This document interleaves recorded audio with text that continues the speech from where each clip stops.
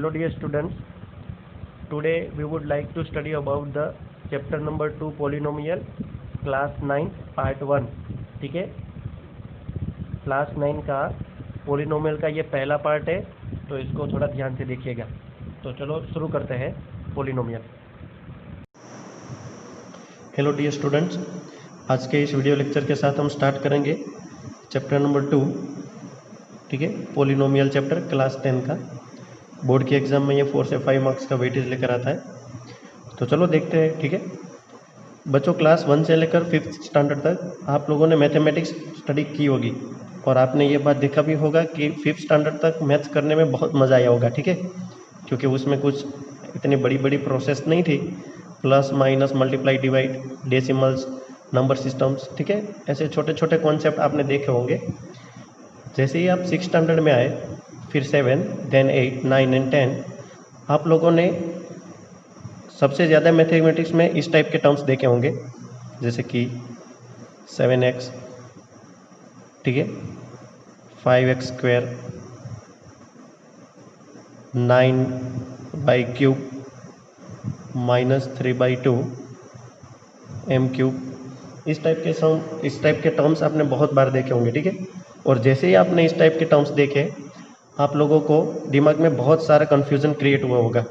आप लोगों को मैथमेटिक्स थोड़ा लिटिल बिट बोरिंग लगने लगा होगा. ठीक है, ऐसा क्यों हुआ? क्योंकि आप लोगों को बेसिकली इस टाइप के जो टर्म्स हैं, ठीक है, इस टर्म्स के बारे में आपको प्रॉपरली नॉलेज नहीं हुआ होगा. तो चलो पहले ये जो पिछले स्टैंडर्ड में हमने इस टाइप के जो टर्म्स देखे, उसका बेसिकली मतलब क्या होता है, क्या मीनिंग होता है इसका, चलो वो देख लेते हैं. ठीक है, अगर आपके सामने इस टाइप के कुछ, जैसे कि मैं 7x की बात करूं, तो 7 और x में ये जो x है इसको कहते हैं हम वेरिएबल. ठीक है बच्चों, और ये जो 7 है, 7 को कहते हैं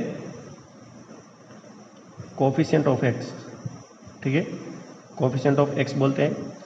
x के साथ रहने वाला जो नंबर है उसको हम कोफिशिएंट ऑफ x बोलते थे, और ये वाला जो नंबर है, इस x जो है, उसको हम वेरिएबल बोलते थे. अब 7 और x के बीच में कुछ है नहीं, मतलब ऐसा नहीं है कि यहाँ पे 7 और x बस साथ में बैठे हैं. 7 और x के बीच में एक प्रोसेस चल रही है. इसके बीच में ये जो प्रोसेस है बच्चों, वो होती है ऑलवेज मल्टीप्लाई की प्रोसेस, यानी 7 multiply by x. x is variable and 7 is coefficient of x. ठीक है, मान लो कि 5x स्क्वायर की बात करें, तो 5x स्क्वायर में भी ऐसा ही है. अगर मैं लिखूँ 5x स्क्वायर, तो 5x स्क्वायर में ये जो 2 है, इस 2 को क्या बोलते हैं? Power of variable. Power of variable. ठीक है, ये जो x है, इस x को सिर्फ वेरिएबल बोलते हैं, और ये जो 5 है, इस 5 को coefficient of x square. x square के साथ जो बैठा है 5, उसको कोफिशिएंट ऑफ x स्क्वायर बोलते हैं. तो ये बेसिकली जो टर्म्स थे, इस टाइप के टर्म्स आपने बहुत बार मैथमेटिक्स में देखे होंगे. ये डिफ़िकल्ट नहीं है. अब आपने यहाँ पे एक वर्ड देखा, वेरिएबल. ठीक है, क्या होता है ये वेरिएबल का मतलब? इस शब्द का मतलब क्या होता है पता है? चलो देखते हैं इस वर्ड्स का मीनिंग. मान लो कि एक एग्जांपल लेते हैं हम, कि मेरे पास एक रेक्टेंगुलर, इस टाइप का एक रेक्टेंगुलर मेरे पास एक रूम है. ठीक है, आपके पास भी एक रेक्टेंगुलर रूम होगा. हम जो क्लास में पढ़ते हैं हमारे स्कूल में, तो हमारे स्कूल का जो क्लास है, क्लास 10th का, ठीक है, वो भी रेक्टेंगल शेप का है. अब मैं कहना क्या चाहता हूँ, मान लो कि आप लोगों को इसकी पेरीमीटर फाइंड करने की किसी दिन नौबत आ गई. आप लोगों को किसी ने पूछा कि इसकी पेरीमीटर कितनी होगी, तो जाहिर सी बात है, आप पहले ये वैल्यू फाइंड करेंगे, उसके बाद ये वैल्यू फाइंड करेंगे. अब बच्चों, क्योंकि जो पेरीमीटर की फॉर्मूला है, ठीक है, जो पेरीमीटर की जो फॉर्मूला है, पेरीमीटर ऑफ रेक्टेंगल की जो फॉर्मूला है, वो किस टाइप की है? 2 multiply by length plus breadth, इस टाइप की फॉर्मूला है. तो इस रेक्टेंगल शेप में, अब ये तो मैं मेरे रूम की बात कर रहा हूँ, इसीलिए लेंथ और ब्रीथ में मेरे हिसाब से मेरे रूम की जो डिज़ायर्ड मेजरमेंट है, उसके हिसाब से मैं लेंथ और ब्रीथ यहाँ पे पुट करूँगा. पर क्या ऐसा होता है कि मेरे पास जो लेंथ और ब्रीथ का जो रूम है, वही रूम आपके पास भी होगा? क्या ऐसा ज़रूरी है? ऐसा बिल्कुल ज़रूरी नहीं है. मेरे पास होने वाला जो लेंथ और ब्रीथ वाला रेक्टेंगुलर रूम है, वो रूम आपके रेक्टेंगल के साथ सेम नहीं होगा। वही मेज़रमेंट हमारे जो क्लास है, हमारा क्लास का जो मेज़रमेंट है उसके साथ भी ये सेम नहीं होगा। तो कहने का मतलब हर बार ये एल और बी है वो डिफरेंट स्टूडेंट्स के लिए डिफरेंट कंडीशन के हिसाब से ये एल और बी यानी लेंथ एंड ब्रीथ डिफरेंट हो सकता है। इसका मतलब लेंथ और ब्रीथ के वैल्यू कोई पर्टिकुलर एग्जाम्पल के लिए ही फिक्स है, अदरवाइज लेंथ और ब्रीथ सब जगह पे सेम नहीं है। इसका मतलब ये हुआ कि लेंथ और ब्रीथ वेराइज होते हैं। क्या होता है?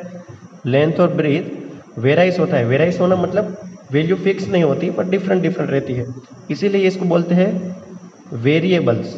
क्या बोलते हैं? वेरिएबल्स। क्यों वेरिएबल्स? देखो वेरिएबल्स के वर्ड्स को आप धीरे से रीड करेंगे तो इसमें आपको पता चलेगा। पहले वर्ड आता है variables, that means such type of value which are not constant. ठीक है, जो वेराइज होती है डिफरेंट होती है। जैसे कि और एग्जांपल हम ले, मान लो कि कोई सर्कल है मेरे पास और इस सर्कल की रेडियस है आर, और अगर मुझे इसका एरिया फाइंड करना है तो आप लगाएंगे पाई आर स्क्वायर। अब अगर रेडियस इंक्रीज होगी, जितनी रेडियस लार्ज होगी सर्कल का एरिया भी लार्ज मिलेगा, जितनी रेडियस स्मॉल होगी एरिया भी इतना स्मॉल मिलेगा।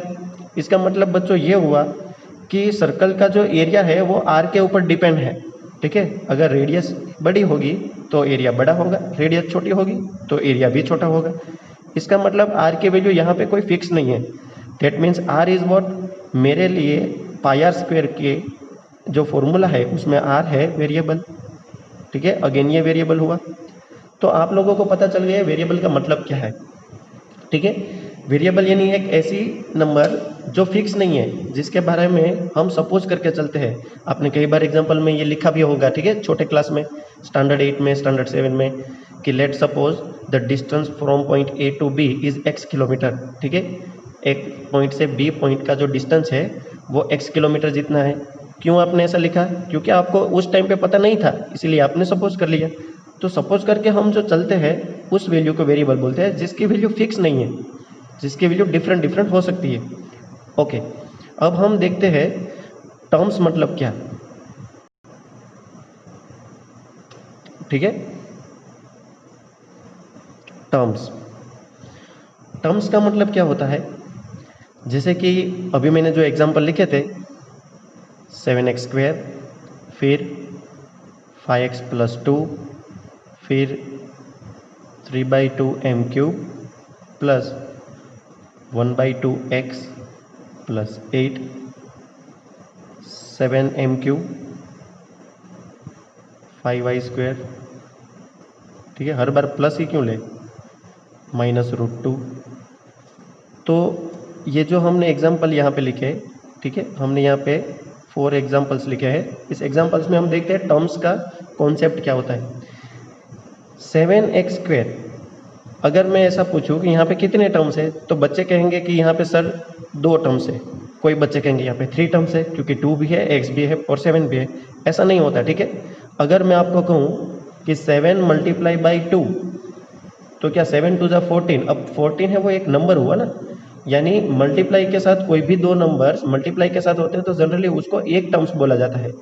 यहाँ भी तो वही है, 7 और x स्क्वायर के साथ कौन सा रिलेशन है? मल्टीप्लिकेशन का रिलेशन है। दैट मीन्स 7x स्क्वायर जो है वो मेरे लिए एक टर्म्स हुआ। ठीक है, ये 1 टर्म्स हुआ, इसको हम 1 टर्म्स बोलते हैं। यहाँ पे देखो 5x और 2, ये दोनों टर्म्स प्लस के साथ डिफरेंट है, यानी एक है 5x और दूसरा है 2। इसका मतलब ये हुआ कि ये 2 टर्म्स को डिफरेंट किसने किया? प्लस ने। दोनों में बंटवारा किसने किया? प्लस ने किया। इसका मतलब ये हुआ कि इस जो मैंने यहाँ पे एक्सप्रेशन लिखा, इसको एल्जेब्रिक एक्सप्रेशन बोलते हैं। तो ये जो एल्जेब्रिक एक्सप्रेशन है इसमें 2 टर्म्स है। ठीक है बच्चों, ये 2 टर्म्स है। ऐसा नहीं है यहाँ पे 3 टर्म्स है, 1 2 और 3, ऐसा कोई बच्चा अगर काउंट करेगा तो वो मिस्टेक है। यहाँ पे 1 terms and then 2। Okay, let me give the answer. How many terms here in the example number 3? Look carefully. 8, 1/2x and 3/2 m cube. यहाँ पे 3 टर्म्स है। ठीक है, यहाँ पे 3 टर्म्स है, यहाँ पे भी 3 टर्म्स है। ठीक है, तो ये टर्म्स के बारे में हमने बेसिकली कॉन्सेप्ट क्लियर किया। इस टाइप का जो लिखा हुआ होता है बच्चों, इसको टर्म्स बोलते हैं। ओके, नाउ एल्जेब्रिक एक्सप्रेशन क्या है? एल्जेब्रिक एक्सप्रेशन यानी ये सारे के सारे जो एग्जाम्पल्स है, ठीक है, यहाँ से लेकर इतने मैंने जो एग्जाम्पल दिए, ये हर एक एग्जाम्पल एल्जेब्रिक एक्सप्रेशन का ही एग्जाम्पल है। क्या होता है एल्जेब्रिक एक्सप्रेशन? एक ऐसा एक्सप्रेशन जिसमें कॉम्बिनेशन होता है। क्या होता है बच्चों? कॉम्बिनेशंस होता है वेरिएबल का एंड कांस्टेंट वैल्यू का। वेरिएबल का एंड कांस्टेंट वैल्यू, ये दो मीनिंग आपको याद रखने हैं। वेरिएबल मतलब क्या हमने देखा, कांस्टेंट वैल्यू मतलब ऐसी वैल्यू जो चेंज नहीं होती। देखो 8 तो 8 है, ठीक है, 8 तो 8 ही है ना, 8 कोई बदल नहीं सकता। 1/2 मतलब 1/2, 1/2 का कोई और मीनिंग नहीं हो सकता। आप 0.5 लिखेंगे तो भी वो वही मीनिंग हुआ। इसका मतलब ये हुआ कि कांस्टेंट और वेरिएबल, कांस्टेंट एंड वेरिएबल के बीच में एक ऐसा कॉम्बिनेशन जो प्लस या तो माइनस के साथ जुदा जुदा होता है। देखो यहाँ पे प्लस माइनस के साथ टर्म्स अलग अलग बन गए, यहाँ पे प्लस के साथ 3 टर्म्स बन गए। तो इस टाइप का जो कॉम्बिनेशन आपके सामने आता है, जैसे मैंने ये इतना सारा लिखा यहाँ पे, तो ये जो कॉम्बिनेशन है बच्चों, ये कॉम्बिनेशन को एल्जेब्रिक एक्सप्रेशन कहते हैं, ठीक है। That's very important things before we try to understand the polynomial chapter. इस चैप्टर को पढ़ने से पहले हमें ये सारी बातें जो पिछले स्टैंडर्ड में हमने ऑलरेडी पढ़ लिखी है, ठीक है, ये आप लोगों को पता होना चाहिए। आई थिंक आपको पता होगा, आई होप आप लोगों को कॉन्सेप्ट क्लियर हुए होंगे। चलो अब देखते हैं एग्जैक्टली पॉलिनोमियल का मतलब क्या है। पॉलिनोमियल, पॉलिनोमियल यानी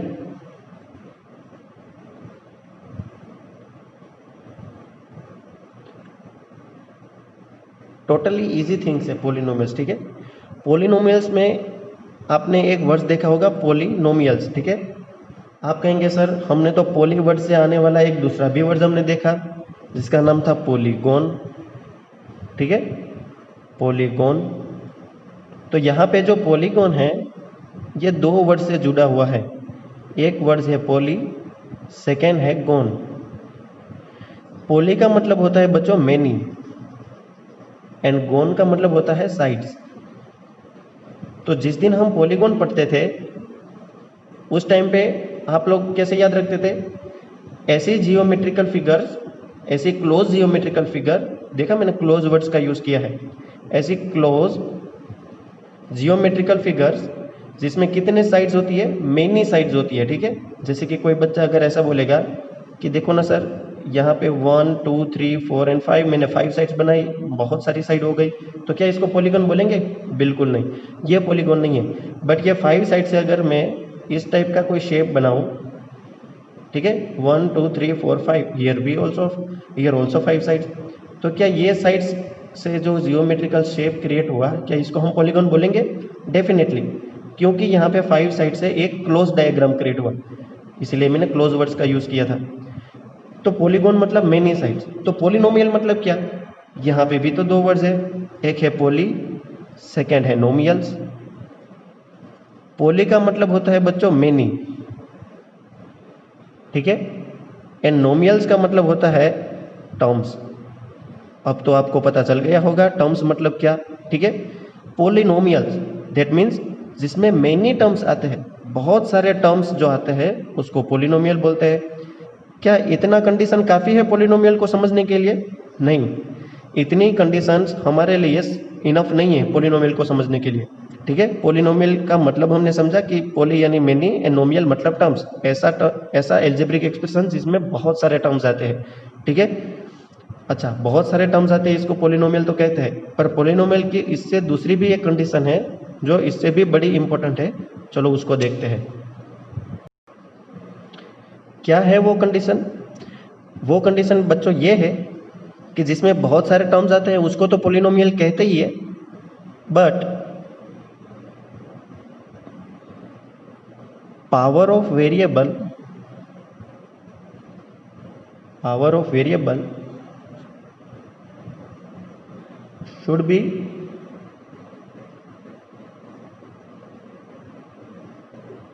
should be always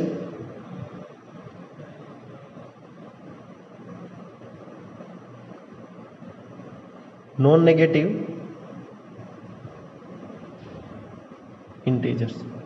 क्या कहा है पॉलिनोमियल में बहुत सारे टर्म्स तो आने ही चाहिए, उसके अलावा एक दूसरी कंडीशन ये होनी चाहिए कि जब आप वेरिएबल की पावर लिखते हो, अब आपको पता है ना पावर ऑफ वेरिएबल मतलब क्या, जैसे कि मैंने लिखा 5x², तो 2 is nothing but it is a power of variable. तो बच्चों बहुत सारे टर्म्स के अंदर जब वेरिएबल की आप पावर लिखते हो तो वो पावर कैसी होनी चाहिए, नॉन नेगेटिव इंटीजर्स नंबर होनी चाहिए, मतलब नेगेटिव नंबर नहीं होना चाहिए। जैसे कि अगर मैं लिखूं कि 3x की -2 पावर, तो ये पॉलिनोमियल में कंसिडर नहीं होता, इसको हम पॉलिनोमियल नहीं बोलते। एल्जेब्रिक एक्सप्रेशन है बट ये पॉलिनोमियल नहीं है। पॉलिनोमियल की कंडीशन है कि आप जिस दिन वेरिएबल की पावर लिखे, आप लोगों को एक बात याद रखनी है कि उसकी जो पावर है वो नॉन नेगेटिव इंटीजर्स में से आनी चाहिए। कॉन्सेप्ट क्लियर हुआ? नॉन नेगेटिव इंटीजर्स मतलब 1 2 3 4 5 इस टाइप की सारी नंबर्स जो इंटीजर्स भी है और नॉन नेगेटिव है। क्लियर? हाँ, वेरिएबल की पावर 0 भी चलती है। अगर आप चाहे तो ऐसा लिख सकते हो कि जो पावर है बच्चों, पावर है वो कैसी होनी चाहिए, बिलोंग्स करनी चाहिए W से, यानी कि वोल नंबर में से। अब मैं अगर आपको ऐसा बोलूं कि क्या 3/2 नंबर है, 3/2 नंबर क्या नॉन नेगेटिव इंटीजर्स में आता है? आप कहेंगे बिल्कुल नहीं सर, ये तो रेशनल नंबर हो गया ना, ये इसके अंदर नहीं आता। जब इसके अंदर नहीं आता तो अगर कोई बच्चा ऐसा लिखेगा कि, अगर मैं एग्जाम्पल यहाँ पे लिखूँ इस जगह पे कि 9m की पावर 1/2, तो 9m की पावर 1/2 इस टाइप का जब टर्म्स आएगा तो क्या आप इसको पॉलिनोमियल बोलेंगे? बहुत सारे टर्म्स के अंदर एक भी टर्म बच्चों अगर ऐसा दिखा आपको या तो इस प्रकार का दिखा, आप जल्दी से बोल देंगे कि ये पॉलिनोमियल नहीं है, क्योंकि पॉलिनोमियल का कंडीशन तो यही है कि जब वेरिएबल की पावर लिखो तो वो ऑलवेज नॉन नेगेटिव इंटीजर्स में से आना चाहिए। यहाँ पे तो 9m 1/2 है, ये जो 1/2 पावर है, यहाँ पे जो -2 पावर है, इसने पूरा खेल खराब कर दिया। किसका? पॉलिनोमियल की कंडीशन का। इसीलिए हम ये याद रखेंगे कि पॉलिनोमियल का मतलब होता है मेनी टर्म्स, बट वो जो टर्म्स हम लिखते हैं उस टर्म में एक बात हमें खास याद रखनी है कि जब हम पावर लिखें, किसकी? वेरिएबल की पावर, उस टाइम पे हमें ये याद रखना है कि वहाँ पे उसकी पावर नॉन नेगेटिव इंटीजर्स ही होनी चाहिए। ओके बच्चों, चलो थोड़े बहुत एग्जांपल इस कॉन्सेप्ट के ऊपर देखते हैं। ओके बच्चों, तो आपके पास ये 3 एग्जांपल्स है, आपको ये बताना है कि कौन सा इनमें से पॉलिनोमियल है और इनमें से कौन सा पॉलिनोमियल नहीं है। कंडीशन वापस मैं बोल देता हूँ, हम पॉलिनोमियल इसको ही कहेंगे जिस वेरिएबल की पावर नॉन नेगेटिव इंटीजर्स में से आएगी।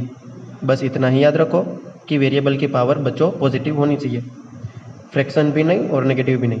चलो स्टार्ट करते हैं। पहला क्वेश्चन देखा आपने, x³ 3x² + 2। पहले क्वेश्चन में आप देखो वेरिएबल कौन कौन है, यहाँ पे x वेरिएबल है, यहाँ पे भी x वेरिएबल है, मतलब ये पूरा जो एक्सप्रेशन है वो 1 वेरिएबल वाला हुआ। क्यों 1 वेरिएबल वाला? क्योंकि इसमें x के अलावा और कोई भी वेरिएबल नहीं है। 2 वेरिएबल वाला नहीं बोलते। अगर आपके अंदर ऐसी कन्फ्यूजन है कि सर ये 2 वेरिएबल तो है, यहाँ पे भी 1 है, यहाँ पे भी 1 है, बच्चों 2 वेरिएबल वाला तभी बोलते हैं जब वेरिएबल कोई दूसरा डिफरेंट हो। मान लो x³ 3x² की जगह पे 3y² अगर आता तो x और y डिफरेंट वेरिएबल हो गए। समझ में आई बात? ये x³ और यहाँ पे x², मानो x की ही बात कर रहा है, तो पूरे एक्सप्रेशन में x ही है, इसका मतलब इसको 1 वेरिएबल वाला एल्जेब्रिक एक्सप्रेशन बोलते हैं। ठीक है, एल्जेब्रिक एक्सप्रेशन तो है, क्या ये पॉलिनोमियल है? तो उसको पावर को पूछना पड़ेगा। इसकी पावर है 3, इसकी पावर है 2, इसकी पावर कितनी है? सोचो यहाँ पे कितनी पावर है? आप कहेंगे सर यहाँ पे तो कोई पावर ही नहीं है। 1 सेकेंड, आप सही हो, यहाँ पे कोई पावर नहीं है, पर क्या इसका मतलब ऐसा थोड़ी है कि यहाँ पे x भी नहीं होगा? यहाँ पे x है पर छुपा हुआ है, इस प्रकार से छुपा हुआ है। अब आप समझ में आएगा आपको बात? x की पावर 0 का मतलब होता है 1। आप कोई भी नंबर की अगर 0 पावर लगाएंगे तो आंसर इसका 1 ही आएगा। कोई भी नंबर, नेगेटिव हो पॉजिटिव हो, कोई भी नंबर की अगर 0 एक्सपोनेंट करेंगे आंसर बच्चों 1 मिलेगा। x⁴ का मतलब हुआ 1, यानी इसकी जगह पे मैं लिख सकता हूँ ब्रैकेट में 1 एंड देन 2 1 जा 2, इसका मतलब एज इट इज 2 फॉर्म आएगा। तो कहने का मतलब ये है कि x³ 3x² और 2 में जो हर एक कंडीशन है वो कैसी कंडीशन है बच्चों? पावर जो है वो पॉजिटिव है, इसका मतलब ये वेरिएबल की कंडीशन में आता, मतलब पॉलिनोमियल की कंडीशन में आता है। Let us try to doing the question number 2। यहाँ पे है बच्चों x⁵ और वो भी रूट के अंदर प्लस 4x प्लस 2। अच्छा, क्या आपको पता है जब रूट लग जाते हैं हम, और रूट को अगर हमें पावर के फॉर्म में लिखना है, जैसे कि मैं यहाँ पे एक एग्जांपल आपको दूं कि मान लो कि मैंने लिखा रूट के अंदर 4 यानी √4। अगर √4 को मुझे लिखना है तो मैं ऐसे लिख सकता हूँ 4 की पावर 1/2। आपने 9th क्लास में ये पढ़ा है पावर एक्सपोनेंट वाले फॉर्म में कि जब कोई नंबर की रूट होती है अंदर पॉजिटिव वैल्यू होती है, ऑलवेज पॉजिटिव ही होनी चाहिए अंदर। अगर नेगेटिव आ गई तो वो कॉम्प्लेक्स नंबर होगा, आप 11th क्लास में जाकर वो पढ़ेंगे। अंदर पॉजिटिव होती है, ठीक है। तो रूट के अंदर 4 है, इसका मतलब वो 4 की 1/2 पावर। जब 4 की 1/2 पावर हुई तो इसको मैं ऐसे लिख सकता हूँ 2 का square 1/2। 2 get cut, that means we have to remain only 2। इसका मतलब ये हुआ कि √4 को हम 2 बोलते हैं, ठीक है। 4 is perfect square also, that mean we can write down the √4 equal to 2। ये भी बात सही है, इस प्रकार से भी कर सकते हैं। अच्छा, तो क्यों नहीं यहाँ पे ऐसा किया जाए। जब मैं इस पहले टर्म्स को मैं इस टाइप से एक्सप्रेस करूंगा, चलो देखते हैं कैसे, ठीक है।